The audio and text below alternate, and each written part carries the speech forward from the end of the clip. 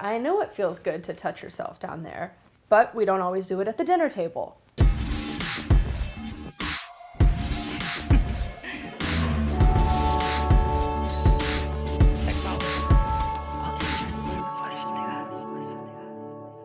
Welcome back to another week of Staying on Top. I'm Nicoletta, and today we're going to cover how to talk to your little people or kids about sex. A lot of people think that having the sex talk with your kids is all about like this one awkward birds and bees, one-time experience.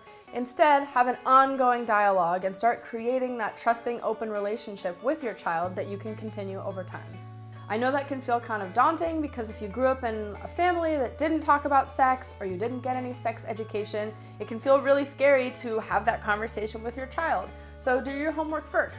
Go talk to a sex therapist, read some books, I'll leave some in the links below, but start talking with yourself about how you could feel more comfortable both in your own body and then having that conversation with your child.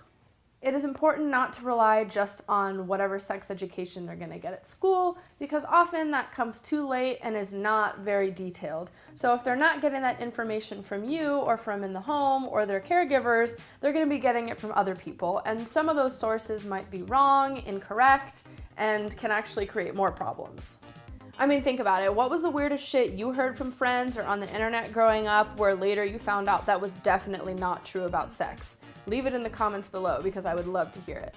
Step 1, start that sex conversation early. Chances are if your child is asking the questions, they're ready to hear some answers and to get some more information.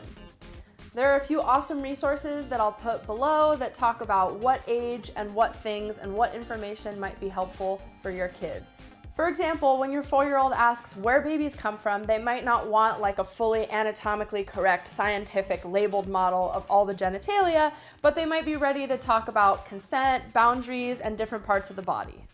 Another thing you can start doing early is to name parts of the body based on their actual name. So I know a lot of you might use like cutesy terms for your vagina or your vulva, like cucaracha, chicha, wee-wee, pee-pee, but it's kind of been shown that this can sometimes create shame about body parts. Like you're saying, oh, you can't call this what it is because that's just not appropriate. So that can start creating this message of shame in your child if they don't learn what body parts are actually called. And then later they find out it wasn't a cha-cha, it was a vagina. Another thing which I think can be difficult for parents to think about is when you're talking to your kids about sex, including a component of pleasure, not just the anatomy or the physiology of all of it. Like when you're discussing sex or intimacy with a person, you can talk about that it does feel good or it can feel good, or when you first figure out that your kids are learning how to masturbate, kind of validating that I know it feels good to touch yourself down there, but we don't always do it at the dinner table. Remember, you don't have to know everything, you don't have to be an expert to have these conversations with your kids, and you can do a little homework before to feel even more comfortable and prepared. I know it can be tough to face the fact that your child might be masturbating or that they stole your Shape magazines and have brought them to their room and locked the door, but that might be the perfect time or even late to start having the conversation. But not talking about it isn't going to help either. And studies have shown that talking about sex isn't making people have more sex.